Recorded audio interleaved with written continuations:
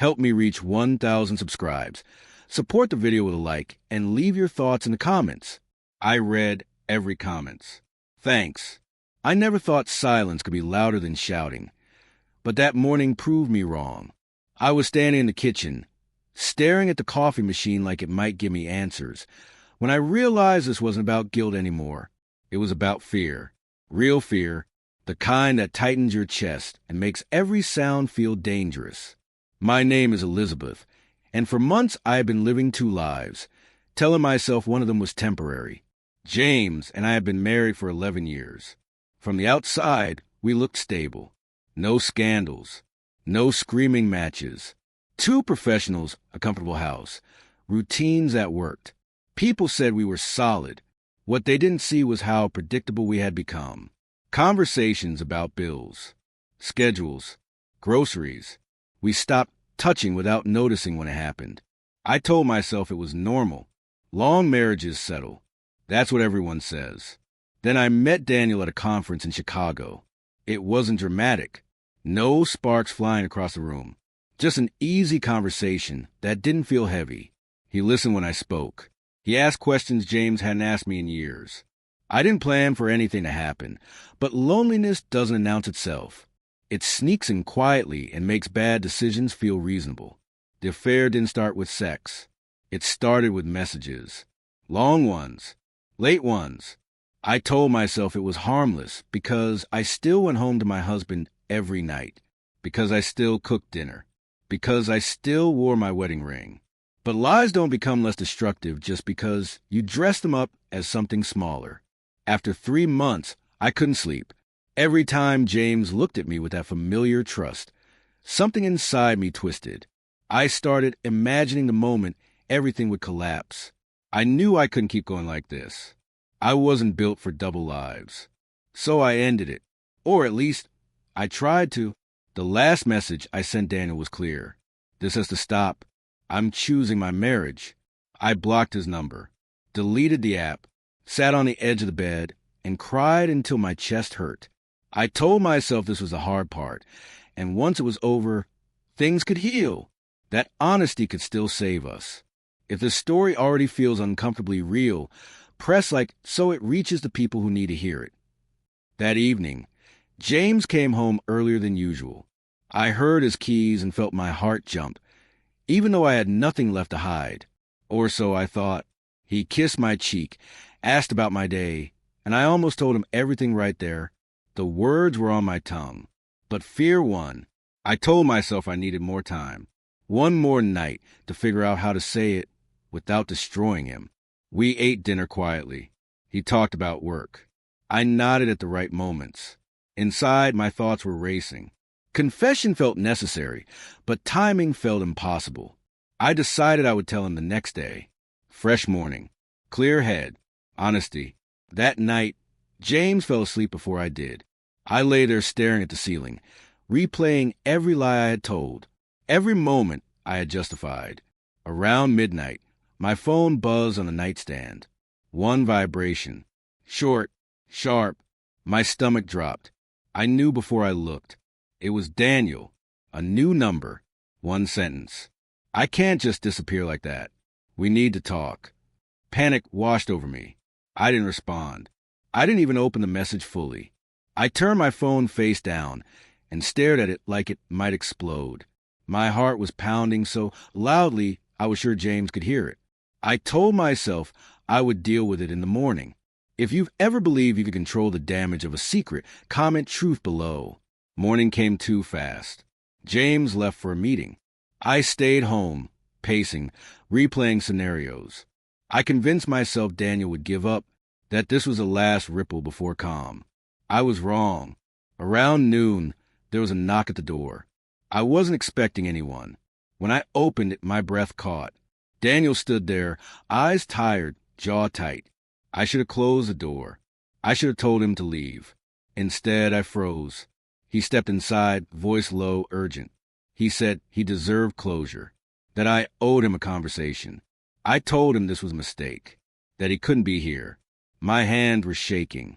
I didn't see the car pull into the driveway. The door behind us opened. Do you think honesty delayed becomes betrayal? Share your thoughts in the comments.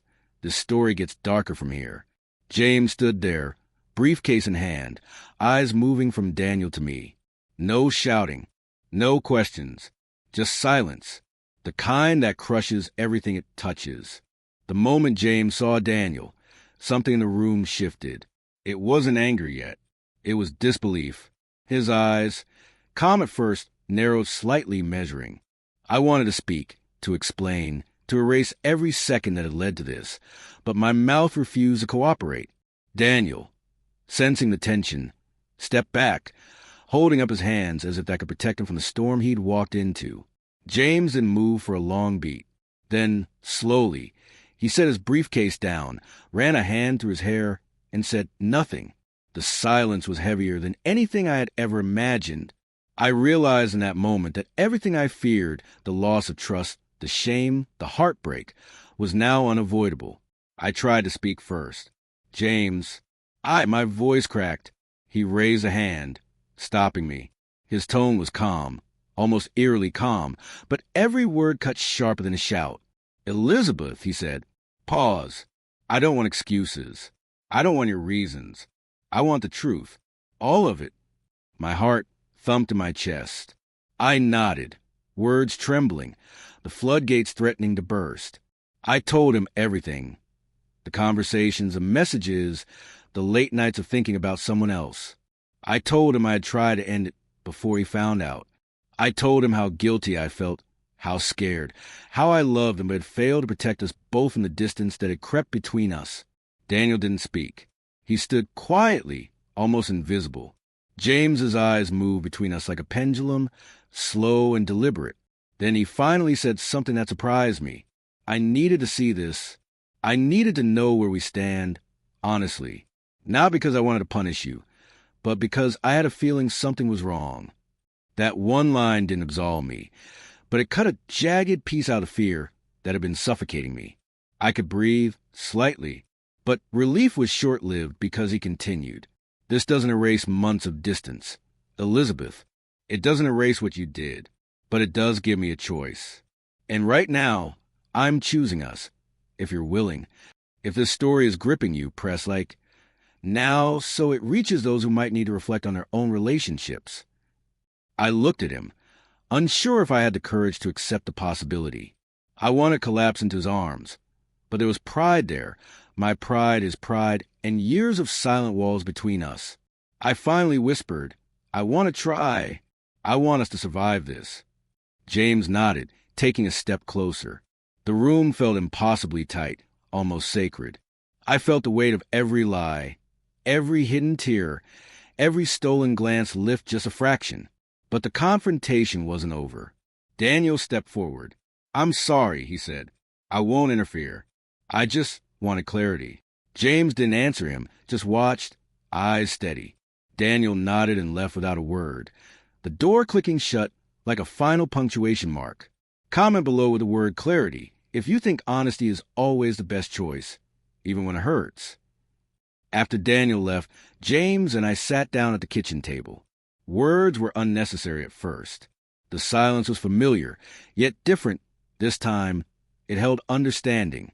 He finally asked gently, Elizabeth, why did you feel you needed someone else? I took a deep breath, telling him how distance had made me lonely, how I hadn't felt heard, seen, or appreciated in months. I explained it wasn't about love lost. It was about attention missed, affection denied. As I spoke, he listened, truly listened, without interrupting. If this resonates with your life, share this story professionally with someone who might understand its emotions. It's not just entertainment, it's reflection. By the end of the conversation, the tension had softened. We talked about what we could do differently, about small gestures, about noticing each other again. It wasn't perfect. It wouldn't be instant, but the foundation had shifted. The secret was out. The fear had been faced. The choice was ours. Drop a comment now with your thoughts on how couples can rebuild trust after betrayal. Your discussion can help others navigating this. That night, James and I didn't rush back into routines. We simply sat together, holding hands, speaking occasionally, listening mostly. The weight of the affair lingered, but the decision to continue together gave it context.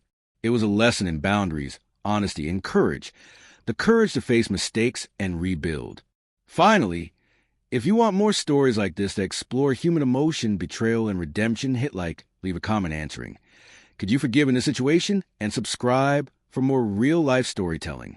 The morning after, the house felt different.